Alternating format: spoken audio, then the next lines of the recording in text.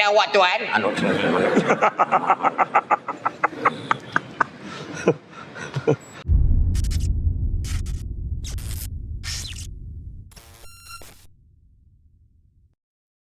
Min lisani yafqahu qawli. Alhamdulillah, syukur kepada Allah SWT. Terima kasih banyak saya ucapkan kepada Al-Fadil Ustaz Haslin Bahrim selaku pemudah acara program pada malam ini, Tuan Pengerusi Masjid, barisan tenaga penggerak Hulu Balang yang menjayakan masjid, seterusnya pemimpin-pemimpin yang bersekitar hadir, tuan-tuan dan puan-puan yang dikasihi sekalian. Dan bila soalan ditanyakan tentang azam, inilah perkara yang sering kali dibincangkan bila masuk tahun baru, kan? Tak habis-habis azam, kan? Sampai kan besok tak lama besok nak puasa, azam lagi, kan? Lepas tu nak raya, azam lagi. Azamnya bila raya besok apa? Kemudian nak peksa, azam lagi, kan? Budak-budak pula azam, kan? Azam dan berazam, kan? Jadi azam ni satu perkara yang orang kata keinginan, kekuatan, semangat dalam diri, kan? Nak membuat sesuatu perkara, dan biasanya azam ni adalah menuju pada perkara yang lebih baik. Dia tak ada orang aku berazam nak menyamun hari ni, tak ada, kan? Tak ada lah berazam untuk buat benda-benda tak elok, tak ada. Kebanyakannya azam ni akan membawa kepada satu perubahan yang lebih baik. Dan akhirnya azam ni perubahan daripada biasanya daripada buruk pada baik, baik pada lebih baik, lebih baik kepada lebih baik. Jangan risau, tak ada siapa yang sempurna dalam dunia ni. Maka setiap orang pasti ada ruang dan peluang untuk memperbaiki diri. Tak ada siapa ni, kadang-kadang cuma manusia lah kadang-kadang tak boleh terima. Ada orang cakap, kau cuba kau bawa berubah sikit. Orang cakap, kan, dia kata, kenapa? Apa masalah dengan aku? Kata, kan? Sebab tu sebabnya Datuk Dr. Fadilah Kamsah sebut, manusia tu tak berubah bukan dia tak nak, tapi dia tak nampak sebab kenapa dia perlu berubah. Jadi itulah orang kata dalam Islam ni yang paling besar konsep itu adalah konsep muhasabah diri. Muhasabah diri setiap malam sebelum tidur, kalau boleh sebelum lelap mata. Ini paling susah orang lelaki nak buat ni. Sebelum lelap mata dah fikir dah, hari ni apa yang aku buat daripada pagi sampailah ke malam, sebelum nak tidur. Kenapa sekadar lelaki susah nak buat? Biasanya dia letak kepala hilang. Itu sebab bukan kata dia tak nak fikir, memang tak sampai nak fikir. Dia nak fikir, dia terlelap kebanyakan lah, kan? Jadi kalau kita tengok dalam hal ini, muhasabah ni satu elemen yang sangat penting. Sebab dia menganalisa. Tu sebab kalau kita tengok apa juga program-program besar, hujung tu mesti dia sebut postmortem, dia kata.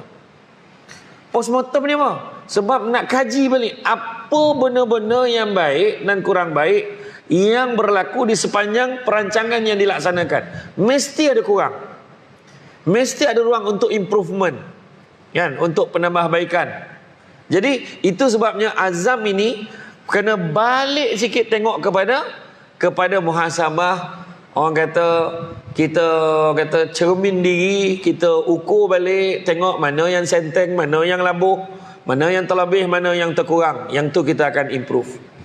Sebagai manusia sudah tentu kita tak lari pada buat salah, kan? Nabi kata sungguhnya setiap manusia itu berdosa, dan sebaik-baik manusia berdosa adalah manusia bertaubat kepada Allah. Jadi melainkan tak tahulah kalau ada jemaah kita malam ni yang confident, alhamdulillah Ustaz, setakat 2021 itu tak ada dosa gitu, kan? Jadi ni 2022 alhamdulillah lah, kira dah lebih sehari dah ni, tak ada dosa gitu. Dia cakap macam tu pun berdosa dah, sebab tak sadar diri, kan? Macam tu lah ayat dia. Jadi makna kata kita berazam. Berazam ni kena rujuk balik. Saya selalu bawa analogi yang cukup senang difahami. Kalau beli telefon, apakah aspek yang pertama kita akan usik pada telefon? Kalau tanya orang perempuan, jawapannya tak sama dengan lelaki. Orang perempuan jawapannya kamera, tak babi kamera. Saya cakap tak, kalaupun kamera itu bukan yang pertama. Yang pertama sekali kita akan usik adalah setting. Bahagian setting tu sebab kita nak tengok brightness-nya macam mana. Kemudian nak tengok volume sekuat mana. Mana yang buta mata tu, rabun tak nampak, tulisannya besar mana. Dan saya nak tanya semua, adakah setting ni kita usik setiap hari? Tak. Hari Hari pertama telah kita usik. Tetapi setelah beberapa bulan, beberapa ketika, tiba-tiba pula kelabu skrin tu, maka kita akan memperbetulkannya balik. Macam tu jugalah kita. Dalam mencapai tahun baru ni, tidak semestinya kita, aku dah letak azam tu maka aku tak akan tukar dah. No. Tak. Tapi sebaliknya kita akan sentiasa improve. Terutamanya kita nak menyedari kita sebagai orang Islam, perjalanan kita di atas dunia ni sifatnya sementara, maka kita akan berusaha sehabis baik untuk improve segala bekalan-bekalan yang nak dibawa kepada hari akhirat, yaumul akhir nanti. Itu sebabnya dalam surah Al-Hasyr ayat 18 beritahu, naklah kamu memerhatikan apa yang diusahakan untuk hari esok, untuk hari kiamat. Jadi itu yang paling penting. Jadi itu muhasabah tu. Aku tadi pagi subuh, bukan gajah lagi dah, dinosaur. Dah pupus subuh tu dah. Kan? 5 minit sebelum zuhur baru subuh. Terperanjat imam tu, siapa pula yang kunut tentang hari ni? Kan? Kemudian kan cek balik, aku zuhur tadi, ya Allah zuhur tak semayang rupanya. Leka dak apa? Tengok cerita Ustaz. Hari Sabtu kan? Tengok Ustaz. Kemudian asar tadi, dekat-dekat maghrib baru asar. Contoh, dengan sengaja sebab tengok drama. Contohlah. Jadi makna kata, dia kata, ya Allah banyaknya dosa aku ini. Itulah lebihnya orang yang bermuhasabah. Maknanya buat postmortem ni, bedah siasat balik, tengok pada tubuh badan kita, apa yang kurang, apa yang terlebih. Saya dulu dalam debat ni memang banyak bagi analogi, nak bagi faham mudah. Jadi itu dia, macam kita kan, kita dalam kehidupan kita bermasyarakat 2022 ni nak kena improve. Kenapa pula?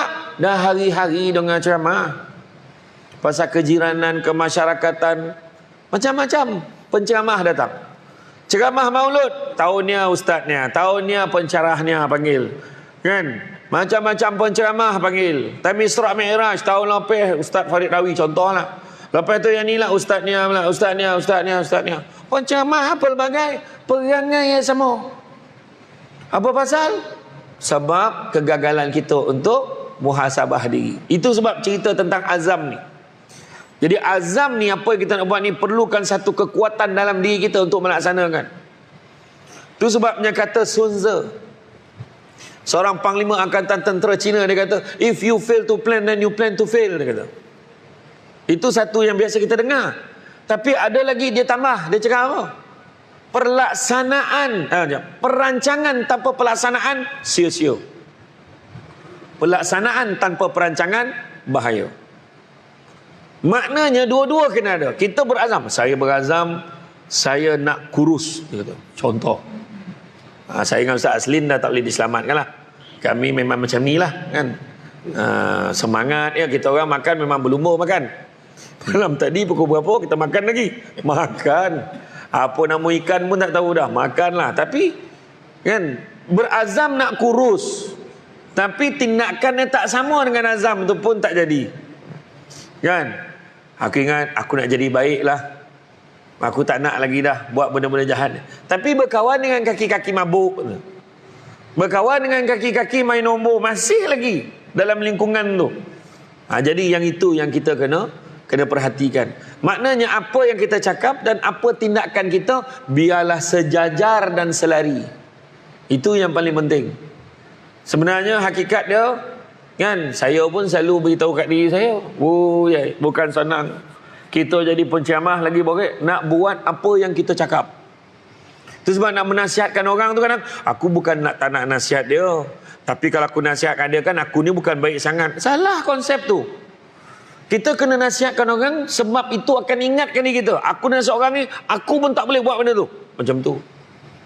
Kan? Itu pun yang penting. Jadi apa pun balik-balik untuk muhasabah, tengok apa kekurangan, apa kelemahan. Daripada situlah asas mula dekat mana perubahan-perubahan kita nak buat.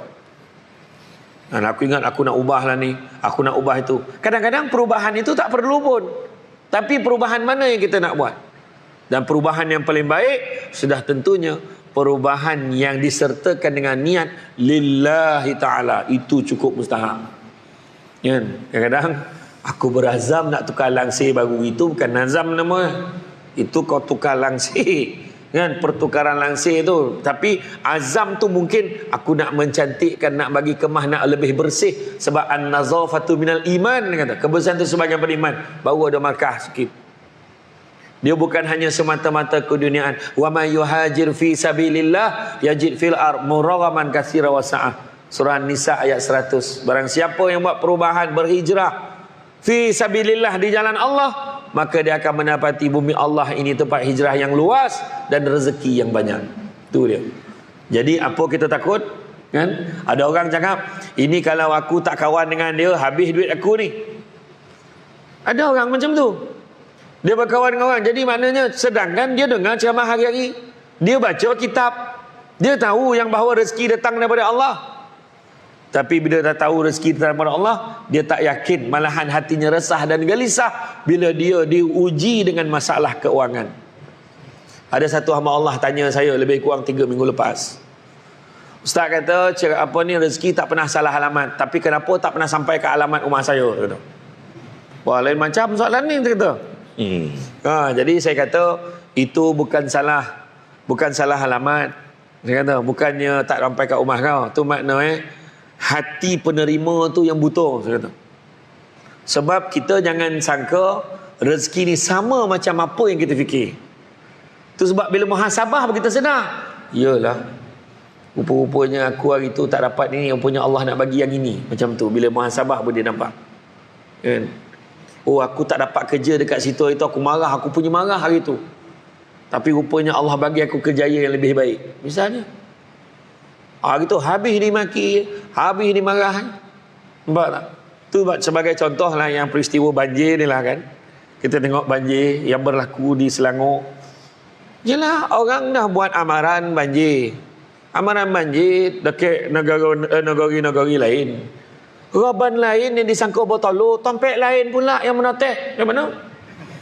Kan, itulah yang berlaku, kan. Mana siapa sangka? Kan Selangor jadi macam tu. Dan lepas tu rupa-rupanya Allah Ta'ala bila bagi ujian, kalau kita tengok dalam kitab Mukasyafatul Qulub ni, Allah nak dengar suara orang yang diuji ni. Cuba dengar suara dia. Kalau tak terdengar pun, Allah Maha mendengar apa yang ada dalam hati kita. Mana pergi jabatan bomba, mana pergi ni. Kenapa? Adakah bomba akan selesaikan semua masalah ni? Tak. Dia pun terperanjat. Kan? Tak pernah.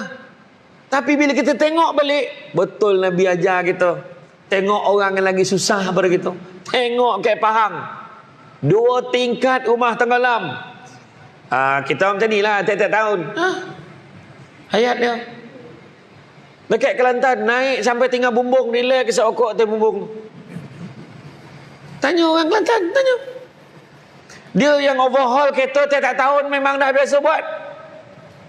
Wah, kita merungut macam dah habis segala kita paling azab dalam dunia ni. Bukan saya nak menafikan, saya faham memang susah.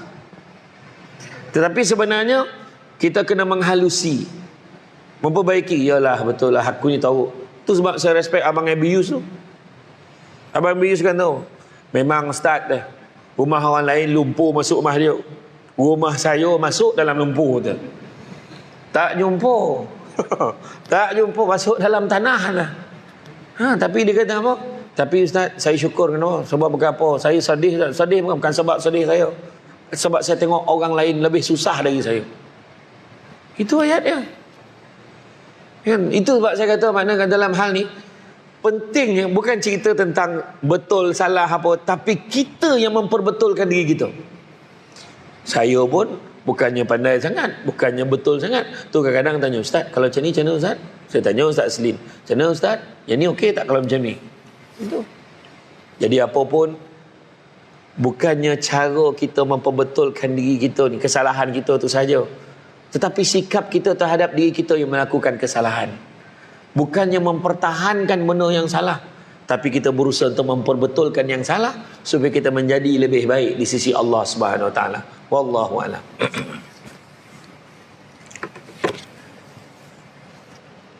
Terima kasih Fadil Samsul dengan penjelasan tentang azam. Sebenarnya benda tu pun tak mari dalam fikiran saya nak tanya soalan tentang azam. Tapi sebabkan hari ni 1 hari bulan, memang macam itulah panggil orang kita, azam yang tak habis-habis. Tapi bila sebut tentang kalimah muhasabah, sebab tu Sabah antara negeri yang paling jauh, ya. So dia sampai Sarawak dulu. So tiket Sabah dengan tiket Sarawak mahal Sabah. 2 jam 45 minit pengalaman kita lah. Ke Sarawak sekejap je. Mana orang tak nampak sangat Sabah ni, jauh. Nak pergi kita nak ceramah mana? Baru ni sebelum pilihan raya, dipanggil di dataran benda atas Sabah juga. Dia kata, ya Allah, kata tajuknya itulah apa nama tentang mungkin entah yang pergi kot, kan? Di Sarawak, di Sarawak. Panggil untuk ceramah di Sarawak. Saya kata bila? Minggu depan. Saya kata banyak cantik, minggu depan nak panggil. Hari ni dia kata apa nama dijemput kita. Bukanlah kata sibuk sangat. Kita fikir balik Sarawak ni jauh, Sabah tu lagi jauh. Jadi nak pergi dalam keadaan macam tu tanpa preparation dari sudut fizikal kita, mental kita, saya ingat ginilah, tahun depan lah kita akan bincang balik. Sebab mungkin waktu itu mungkin dia panggil sahabat-sahabat kita yang lain. Jadi bila sebut tentang azam ini, ada beberapa nabi yang diberi gelaran sebagai ulul azmi. Dan dengar kan? Fasbir kama sabara ulul azmi minar rusul.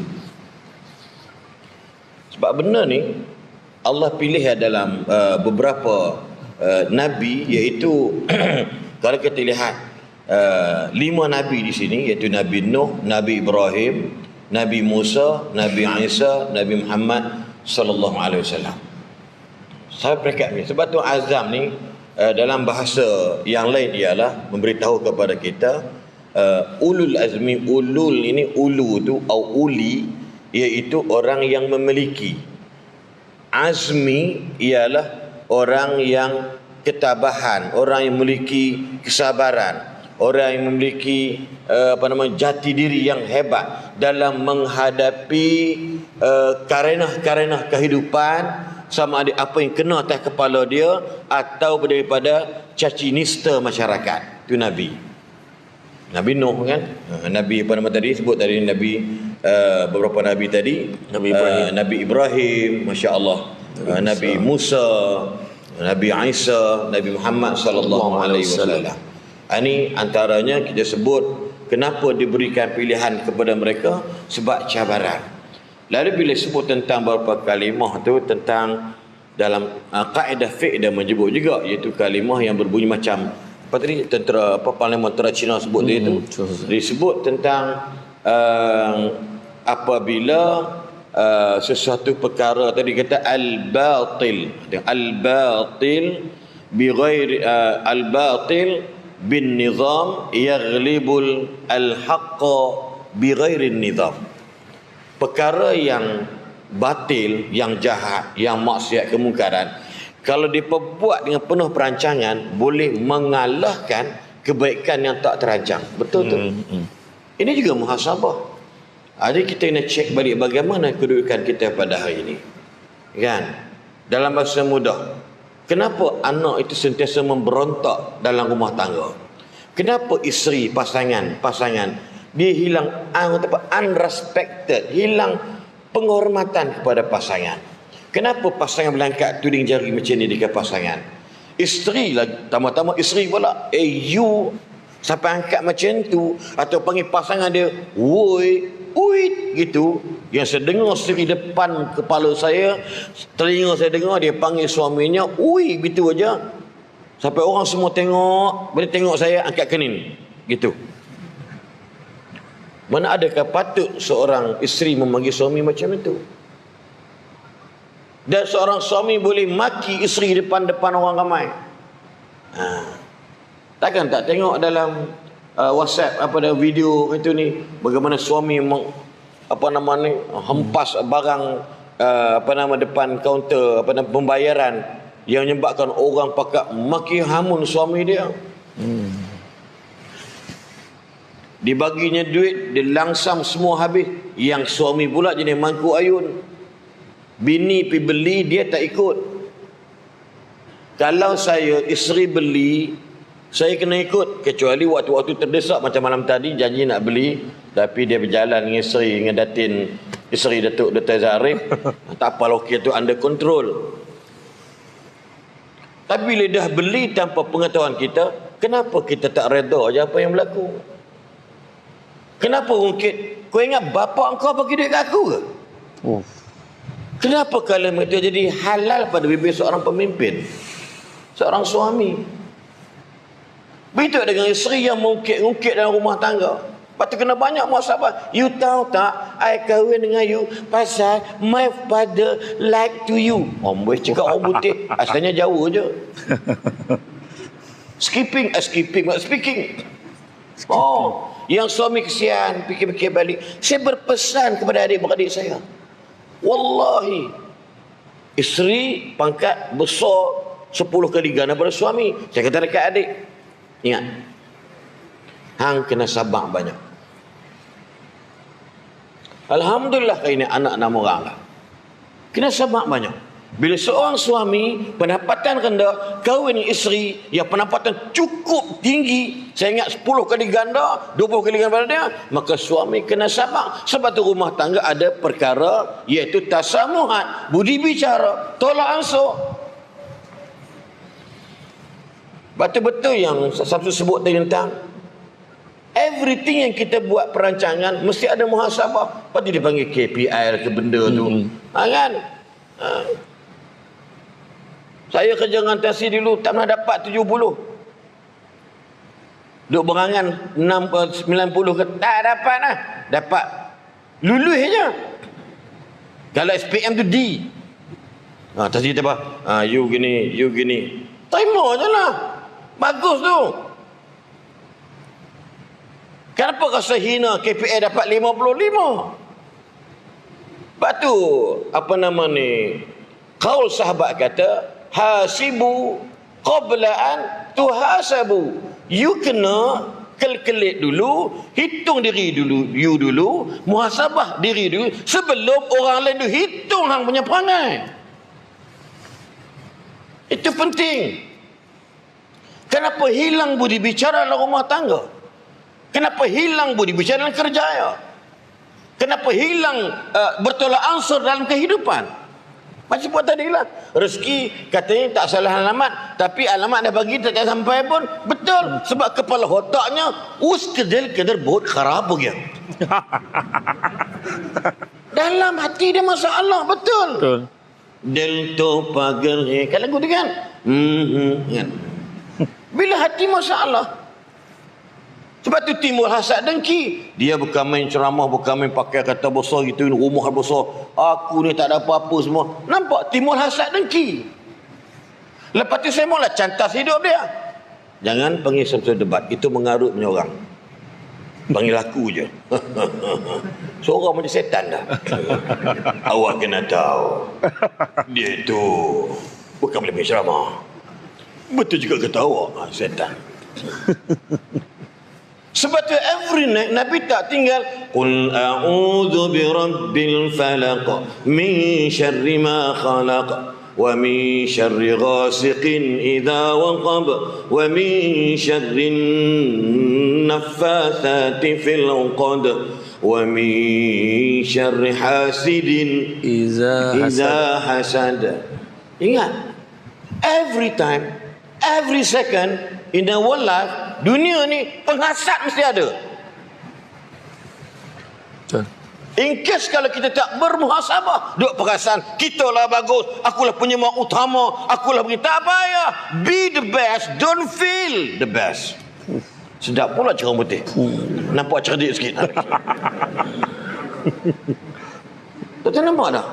Kita derma 1000 dah berlagak cerita dalam surat khabar. Saya yang mana telah mulakan bantuan RM1,000. RM1,000 buat malu NGO je.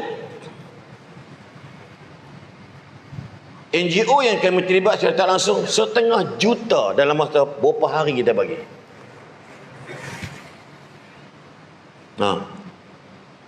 Tu ustaz tidur tu dah join dengan kami, alhamdulillah. Ustaz tidur, yang tak tidur tu bawa tentera-tenteranya 300 orang, ustaz daripada Madat, Ustaz Yusuf Yaakob Yusra, itu antara multi-million kripto dan saham di Malaysia ni, bawa ratus ribu, bawa bot, bawa sampan, beri enjin, bawa duit 200-300 ribu. Kenapa bagi? Dan tuan-tuan tak pernah tahu pun kepada dia orang. Ini contoh tuan-tuan. Sebab tu Timur Leste tadi ni, ya, orang Kelantan bajir ni biasa, orang Ganung biasa je. Dok kata dok dan masa dok tak ada. Orang Kelantan kata hamba kami orang Kelantan ni banjir ni biasa lah ustaz, dia. Betul sebut isak cerut atas bumbung. Kata dapur tak berasap, tapi bumbung berasap, rupanya isap rokok. Orang ajuh. Laporan daripada berita, alhamdulillah walaupun banjir 2 tingkat bumbung, tapi dapur mereka mesti berasap. Gila punya pemberita. Orang tu isap rokok belakang tu. Tuan-tuan, tiba-tiba kita kata marah. Betul, saya kena sedih. Sanggup buat viral video, buat fitnah dekat bomba, fitnah dekat tentera, lambat, whatever. Patut Allah nak uji kita, tuan-tuan. Bandar Raya Shah Alam tak mustahil boleh tenggelam akan datang. Bukan doa. Ni puncak alam, nama je puncak tapi tak ada alam dah. Faham tak? Puncak alam boleh banjir, tak mustahil. Sebab tu Nabi Nuh antara ulul azmi, bila dibuat kapal besar, gila ke orang tua ni? Buat kapal besar dekat bukit. Nuh, sebenarnya kamu nampaknya gila lah Nuh. Ini drama ada bahasa kan. Nuh diam aja. Awak tengok Nuh tuan kawan-kawan. Adakah pula buat kapal besar di dekat bukit? Bodoh betul lah dia. Betul lah kata awak tuan.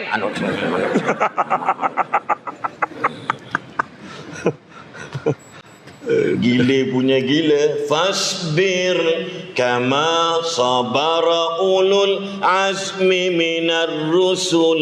Sabar. Orang hina hang, orang kata sabar. Pemimpin yang baik dia tak lawan, orang nak kata apa? Tuan-tuan, Allah uji batu yang Samsul sebut tadi. Apa dia?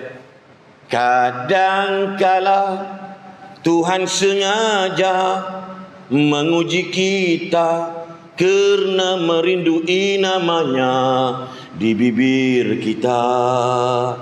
Allahu Akbar. Faham tak faham tu? Saya buat lagu tu. Nak ulang balik. Kadangkala Tuhan sengaja menguji kita kerana Tuhan merindukan namanya di bibir hambanya. Allahu Akbar. Bila kena musibah, inna lillah, kami ini milik Allah. Saudara Abdul Razak bin Majid kehilangan 9 ahli keluarganya,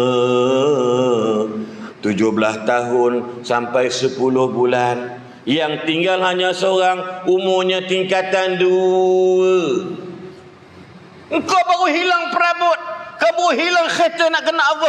Hold. Kawan tu hilang 9. Bini 37 years.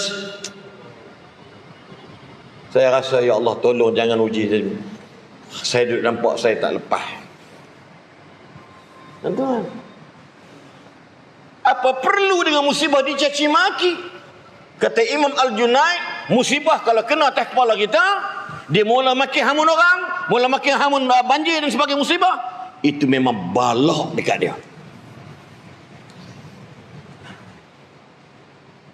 Tuan-tuan, saya ulang, kita kena banyak istiadat. Get ready from today. Nampak gaya dalam keadaan hari ini, banjir ini makin menjadi tak mustahil. Bukan kita minta doa, tidak. Bersedia. Tuan-tuan, once upon a time, dalam hari Muslim, Al-Bara tengok Nabi teriak dekat kubur sahabat yang dikebumikan. Nangis ni. Sampai diibaratkan air mata membasahi tanah. Teriak sungguh. Dia panggung kepala lepas teriak, ya ikhwani. Ada azan ke? Ada azan. Kita bersiketika beri laluan kepada azan Isyak dan kepada mereka yang mendengar di luar sana mungkin dia ralik dia kata Isyak dibatalkan pada malam ini. Dia kata boleh ramai. So insya-Allah jangan ke mana-mana, pastikan sebentar lagi bersama kami dalam Bicara Maghrib malam ini.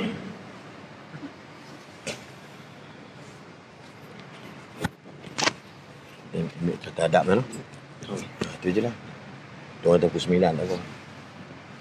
Dia ada ini. Kita pegawai atas tadi ada dia kot tadi tu.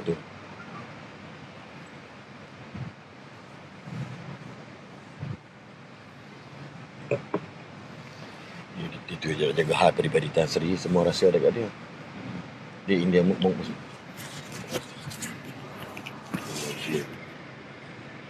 Allahu Akbar. Dekat luar ya. Semayang akan tak ingat dah. Alhamdulillah program penuh. Allahu Akbar. Dia mana juga sebab kuliah biasa. Mau selesai biasa tu.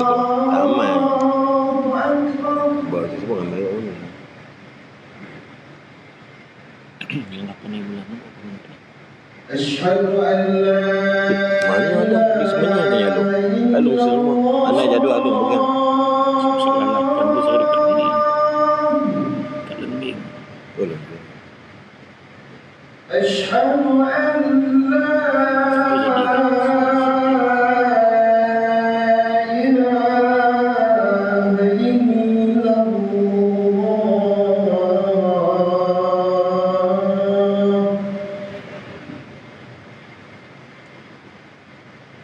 أشهد أن محمدا رسول الله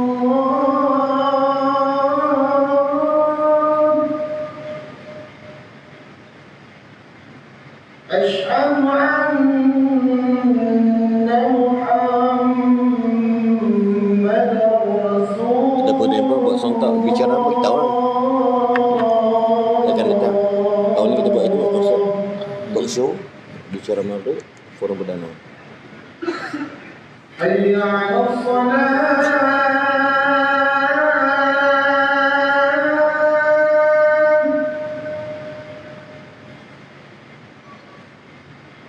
حي على الصلاة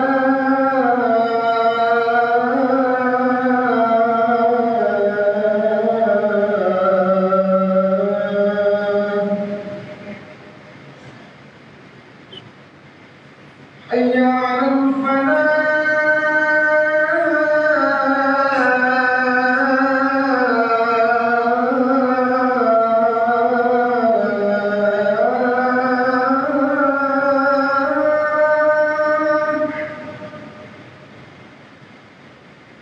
حي على الفلاح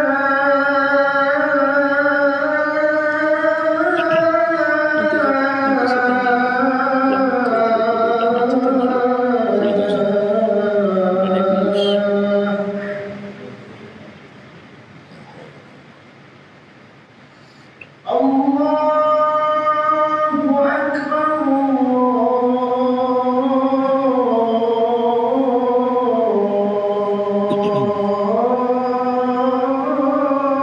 الله أكبر Allah.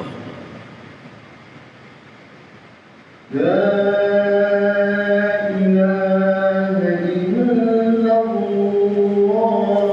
إلا الله La ilaha illallah.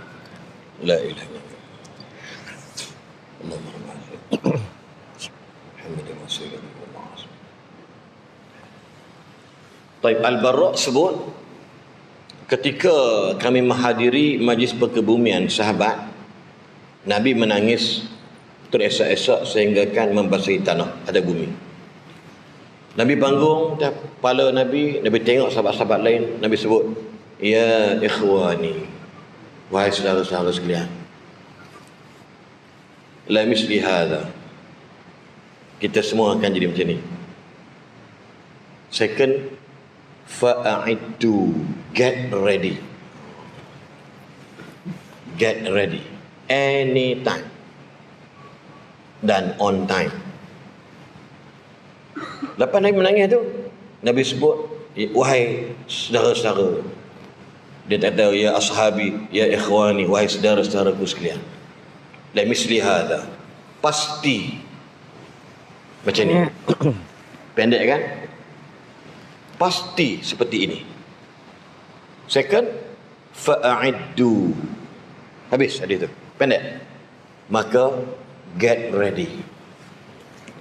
Jadi sebab tu saya tertarik dia bersebut tentang muhasabah tadi. Subhanallah, maka hanya orang ini sahaja yang akan berjaya dan sukses dalam kehidupan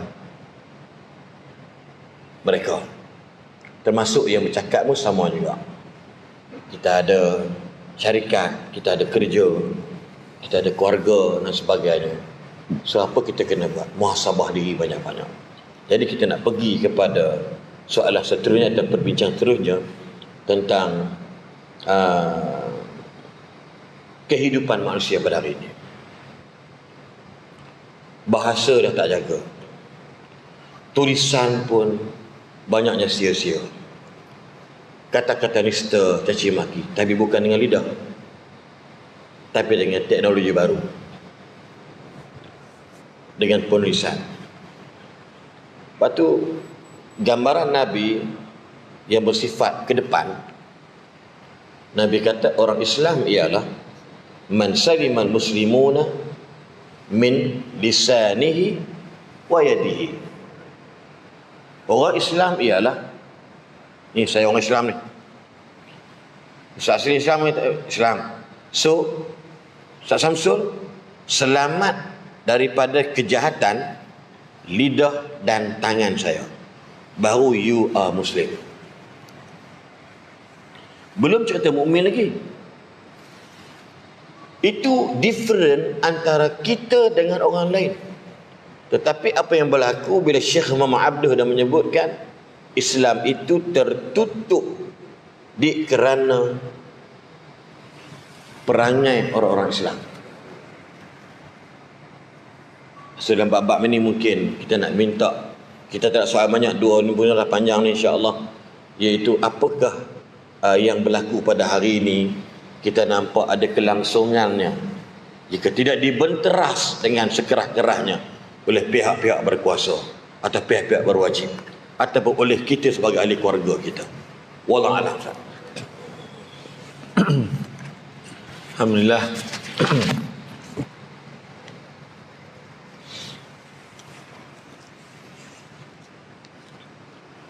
Tentang bahasa, tentang kata-kata kan, ayat yang paling popular orang kita sebut, aku ni mulutnya jahat, hati baik. Biasa sangat sebut tu. Kau jangan ambil hati sangat, aku mulut aku memang macam ni, kata. Kan, cubalah orang lain cakap kat dia macam tu kan, tahu pula dia terasa hati kan. Jadi mana kata tu sebabnya Abu Laith Samarkandi beritahu, takut pada Allah ni terlihat pada 7 perkara. Pertama disebut pada lisan dia. Nombor 1 lisan.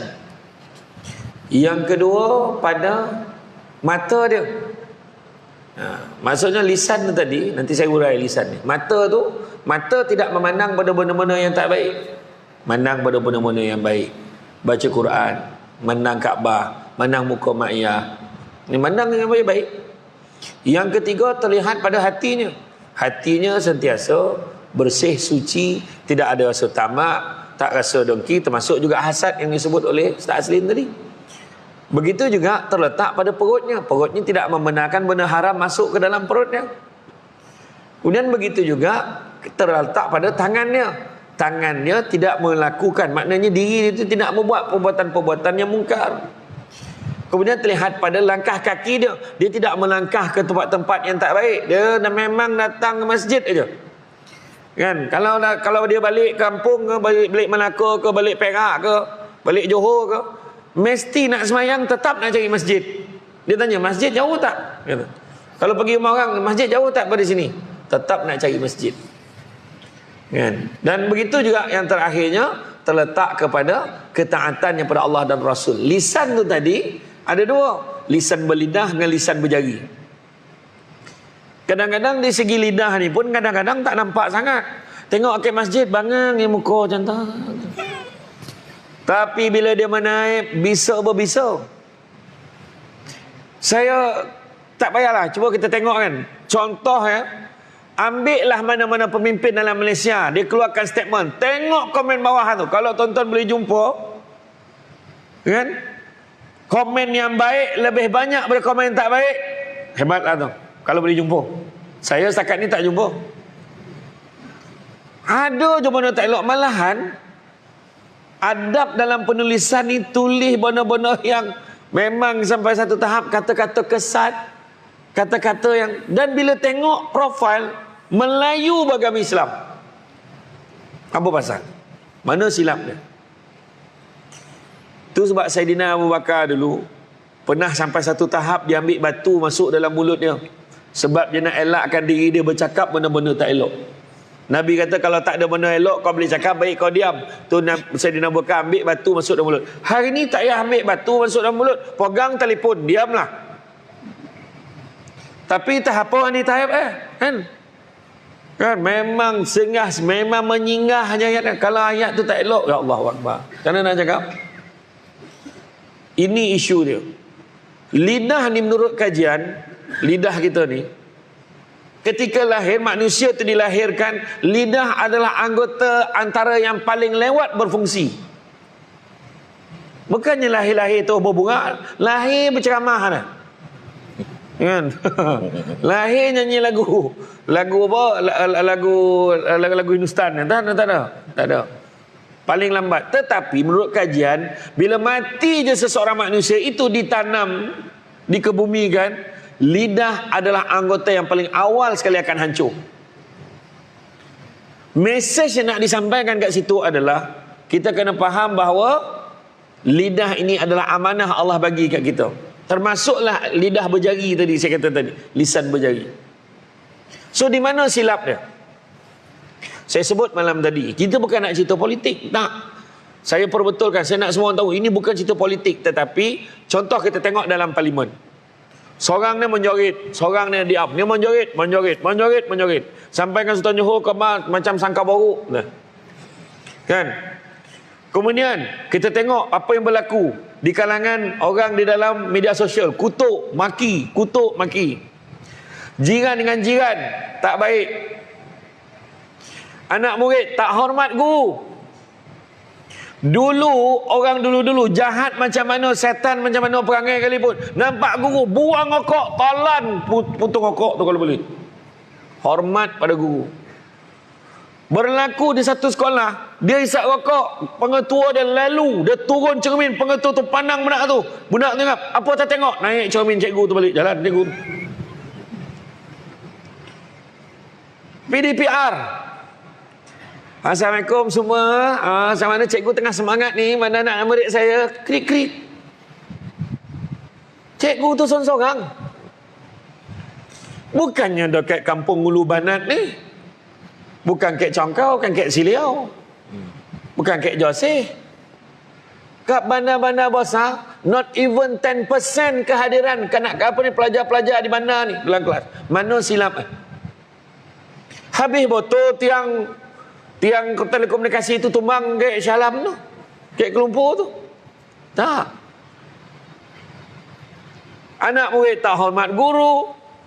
Guru-guru pun tak hormat pada profesional. Saya cakap dengan cikgu, saya kata, kenapa bila tanya cikgu, awak kerja apa? Cikgu je. Kenapa dia je?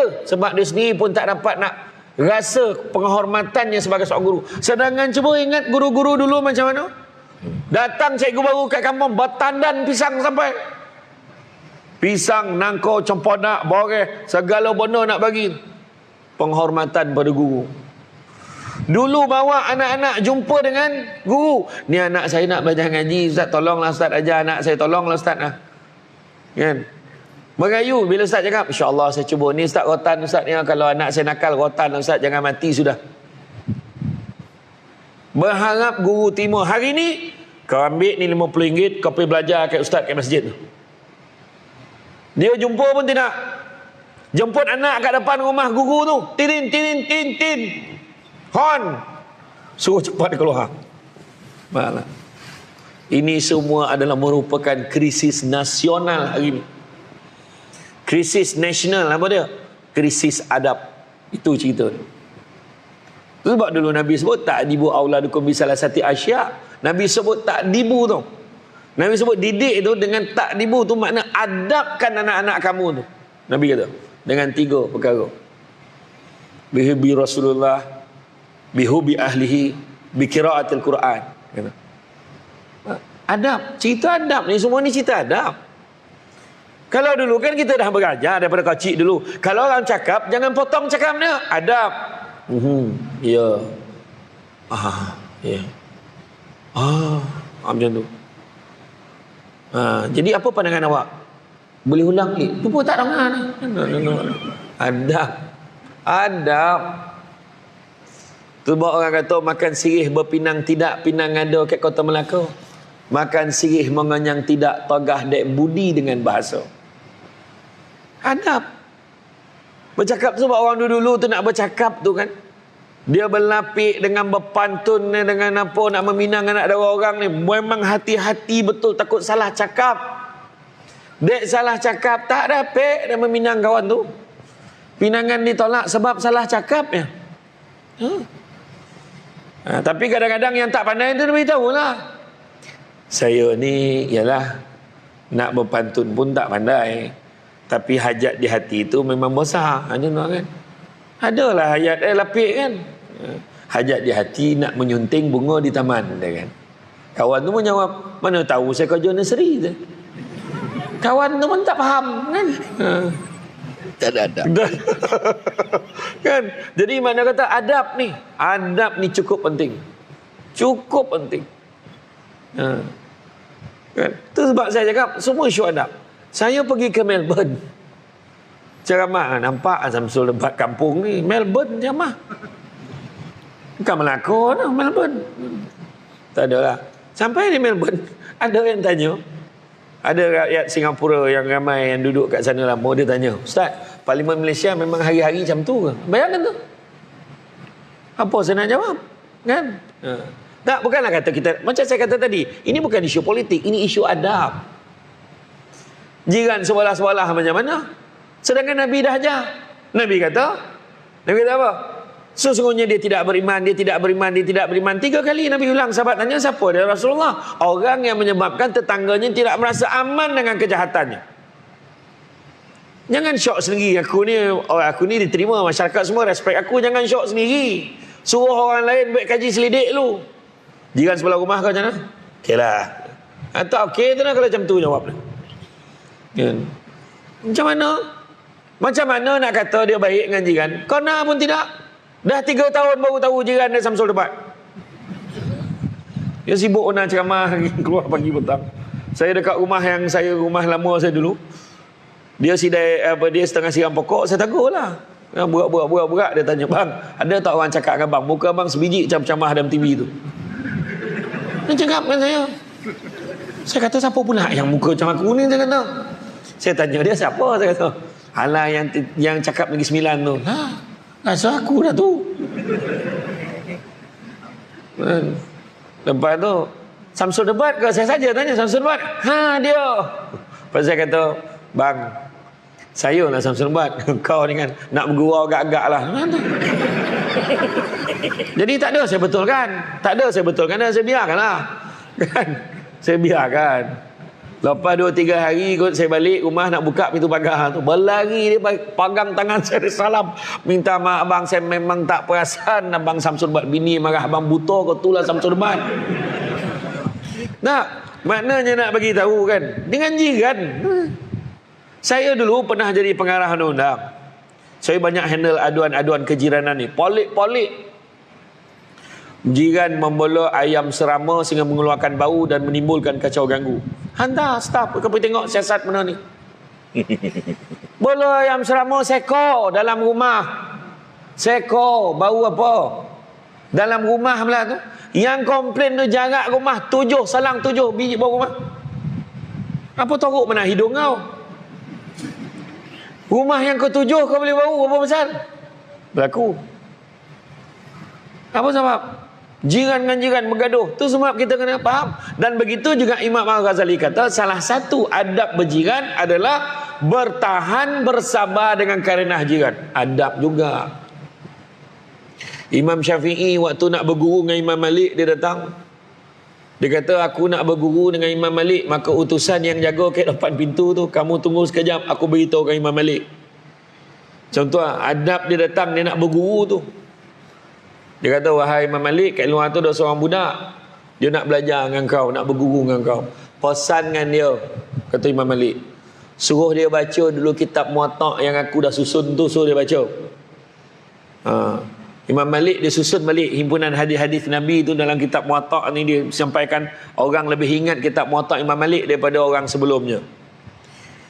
Kan? Jadi macam inilah aku dah cakap dengan Imam Malik. Imam Malik suruh beritahu kau baca dulu kitab Muwatta' yang Imam Malik dah susun tu, kau baca dulu.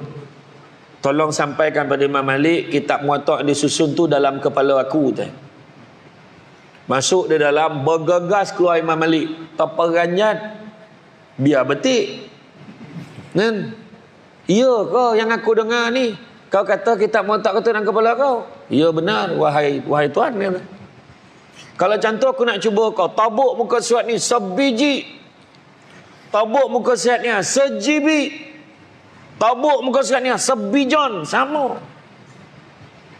Dan untuk makluman semua, tebal kitab Muwatta' tu adalah antara 5 ke 7 kali Quran, yang mana Imam Syafi'i hafal dalam tempoh 9 ke 15 hari saja.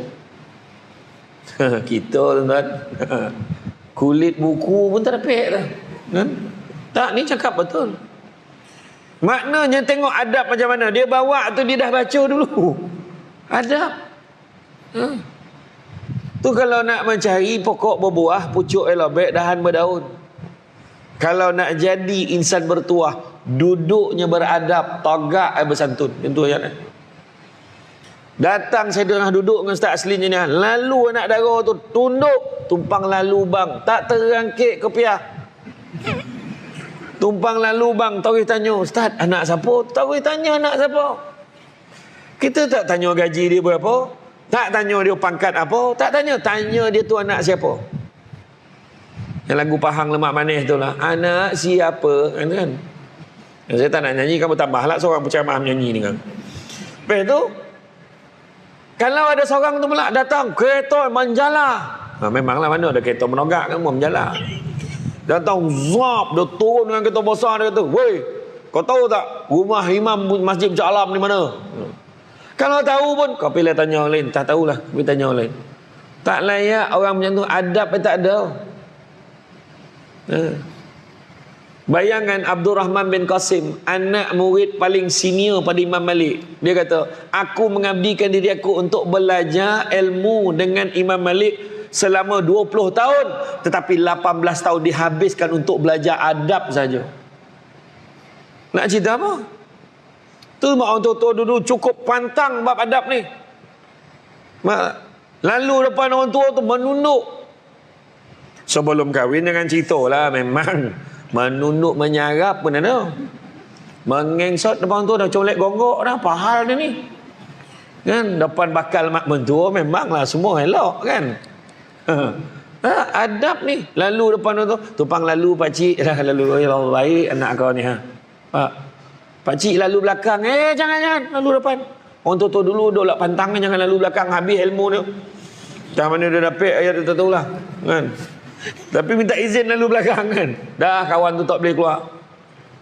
Oh no, Assalamualaikum, salam ya cik. Mak ada cik, tutup TV. Cik duduk ya cik, saya panggil mak jap. Tutup TV. Mak, tu cik tu nak jumpa. Mak jangan lama sangat, cerita tengah sedap ni. Dulu mana ada Beyond boleh rekod, tak ada. Netflix kan. Tunggu belakang. Aduh, hai lama pula berburak. Nak ajak kahwin, kenduri kahwin. Sudahlah, baliklah kan. Dah habis buka, dah habis cerita tu. Budak sekarang, Assalamualaikum, salam. Ya cik, mak ada cik, ikut belakang. Ramai. Budak sekarang, ikut belakang kena. Nah, rumah teres, tongah pula tu. Kawan tu ikut belakang. Kotor-kotor dah rumah ini, mana pula salah rumah. Kan? Nah, ini realiti. Itu sebab bila orang cakap kan, saya cakap satu perkara je. Kenapa budak-budak muda jadi macam tu? Tak hormat dengan orang tua. Orang dulu kalau nampak orang tua tu, tolong pimpinkan tangan dia. Nak melintas nampak ni, tak apa makcik, tak apa makcik. Semua tolong, tak ada. Sekarang ni ada satu kisah di Kuala Pilah. Seorang ni, bukan orang Kuala Pilah macam tu, tapi berlaku di Kuala Pilah. Di Kuala Pilah bagaimana seorang mak ni suruh anak dia hantar dia pergi hospital. Boleh tak hantar mak pergi hospital? Mak nak bayar berapa? Dia cakap dengan mak dia macam tu. Apa sebab? Kenapa ni semua jadi? Adab. Dan bila cerita adab, saya teringat kata-kata Pak Ngah saya di Bagan Serai tu. Pak Ngah saya ada satu ayat dia pernah sebut, siapa ajar anak kau ajar, tu ayat dia. Tu saya kata kalau budak-budak hari ni tak hormat guru, budak-budak tak hormat dengan orang tua, salah siapa? Siapa ajar anak kau ajar? Cari, mungkin salah pengawal keselamatan, mungkin salah tukang kebun sekolah kan, salah imam kat kampung tu. Siapa? Salah siapa? Sudah tentulah salah mak ayah dia. Itu sebab dulu Saidina Umar pun kata nak didik anak tu 3 peringkat. 7 tahun pertama, 7 tahun kedua, selepas 14 tahun. 7 tahun pertama layan anak seperti raja. Apa dia nak bagi. 7 tahun pertama bagi. Apa dia nak? Bukan susah sekarang, kau ada RM2 banyak. Bagilah. Kan? Lepas 7 tahun tu, 7 tahun kedua, layan anak seperti hamba. Dah mula kena buat kerja-kerja kat rumah. Buang sampah, sapu, tolong mak macam mana kemah rumah meniaga ke apa, ke tolong apa, kemah-kemah apa yang patut buat, bersih, buang sampah dan sebagainya. Cuci pinggan. Selepas 14 tahun, layanlah anak seperti sahabat. Itu penting. Kan? Jadi benda ni menceritakan tentang adab. Ya. Macam mana saya pergi pondok Ustaz Jafri dengan pondok Ustaz Muhammad James. Lepas saya ceramah tu, budak-budak tu bersusun nak salam cium tangan. Dia salam tu 3 tompek tu. Cap, cium, cap deh. Cap, cium, cap. Budak ni macam tu. Berpusing-pusing tangan. Lepas tu jangan cakap lah bau tangan tu macam mana. Tapi nak beritahu, kenapa macam tu? Sebab mereka diajar tentang adab, hormat gurunya mana. Kita nak jadi sagan. Tak apa. Saya minum tak habis, bawa robot nak habis dengan air. Benda ni lah sebenarnya yang kadang-kadang kita kena renungkan balik. Masalah masyarakat kita hari ni sebenarnya isu adab. Tengok kat Jepun tu. Kat Jepun tu, dia hormat sikit. Haid dah kan. Pap nunduk dah. Dia punya jaga adab lagi teruk daripada kita. Kita kalau buat appointment dengan dia, jangan kita lambek pada dia. Memang dia balik copek pada dia pun dia marah. Macam dia pula lambek dia kata. Jadi kena ngam-ngam sampai. Tu dia pun parking kereta membelakang, kasut menghadap keluar. Kan, jangan. Woi, pandai kau ya. Kasut-kasut kau semua nak keluar, kau ikut Jepun, ikut Nabi. Itu sunnah mana? Kan, sanang sarung keluar. Iyo, tuan-tuan. Makna kata bab adab ni dah lama dah. Tu sebabnya Imam Malik kata biar ilmu sikit tapi jangan tak ada adab. Anak kita mungkin belajar tak pandai, duduk rumah belajar tak tinggi. Tapi bila kita terlantar, kadang kita marah. Kau ni apa nak jadi? Kau tengok abang kau doktor, seorang engineer, lawyer, kau apa? Menyusahkan aku je kat rumah. Senyap ya dia. Sebab apa dia senyap? Adab. Sekali kita terlantar, terbaring, mana lawyer? Mana engineer tu? Mana doktor tu? Belum tahun tu lagi dah. Tiba-tiba anak yang dia kata bangang tadi tu, anak tu lah, mak, makan mak. Mak nak makan apa? Mak cakapnya. Nak jambu batu, salamak celepi, mak cakapnya. Dia suap mak dia tertib, cebokkan mak ayah dia sakit, macam mana? Mengalir mata mak, ini anak aku dah. Tu sebab saya kata tadi, kan, kalau tak boleh menyenangkan orang, jangan nyusahkan orang. Bab adab ni cukup penting, kan, cukup penting. Tu sebab Nabi kan, Nabi kalau duduk Nabi ada sekali, ada satu kisah, satu ayat tu, Nabi duduk, macam mana seorang sahabat tengah bercerita, dia tak perasan, sahabat ni badan besar, dia tengah sadap bercerita, dia tak perasan, dia himpit kaki Nabi. Dia cerita syok cerita. Nabi tak sound. Kau nak cerita lah agak-agak lah kau impit kaki aku ni. Nabi tak cakap tentu. Nabi tahan sebab apa? Adab Nabi tak nak potong dia tengah seronok bercerita. Nampak? Ya. Kan ada satu kisah tu mak, satu ayat tu yang macam tak silap saya solat maghrib, nak solat maghrib lepas azan, tiba-tiba terbau bau yang kurang menyenangkan. Bau kentut. Sahabat semua dah pandang. Siapa yang ambil wuduk ni, dia lah kentut ni. Nabi tahu potong. Nabi kata apa? Siapa nak makan daging dengan aku lepas ni, nak makan kambing dengan aku lepas ni, pergi ambil wuduk sekarang. Semua pergi ambil, langsung tak tahu siapa kentut. Yo tuan-tuan. Makna Nabi ajar kita tentang adab ni cukup manis, cukup indah, cukup hikmah. Tu kata. Cabut apa? Menanam tabu di dalam rumah, cabut ubi sampai ke akar. Sedikit ilmu kalau dengan hikmah, selaut garam terasa tawar. Maksud tu? Makna boleh kita selesaikan dengan adab dan hikmah ni. Nabi berapa banyak hikmah Nabi kan? Arab Badui tu, yang seorang Badui tu masuk dalam masjid tok kencing. Sahabat nak marah, Nabi kata jangan. Biar. Nabi, sahabat ni kan pula dia biar orang tu kencing, biar Nabi kata. Dah habis kawan tu terlelap, terjaga, kawan tu pun bangun, pergi. Sekarang baru bersihkan. Semua tanya, kenapa kau suruh biar, sekarang kau suruh bersihkan? Kalau tadi kau tahu dia tengah beria kencing tadi, kalau kau seragah dia mengirai kan, lagi banyak tompek kau kena bersihkan. Tengok. Banyak lagi cerita pasal adab ni. Memang tak cukup masa, maknanya confirm kena panggil lagi. Kan itu ni saya bagi saranan lah.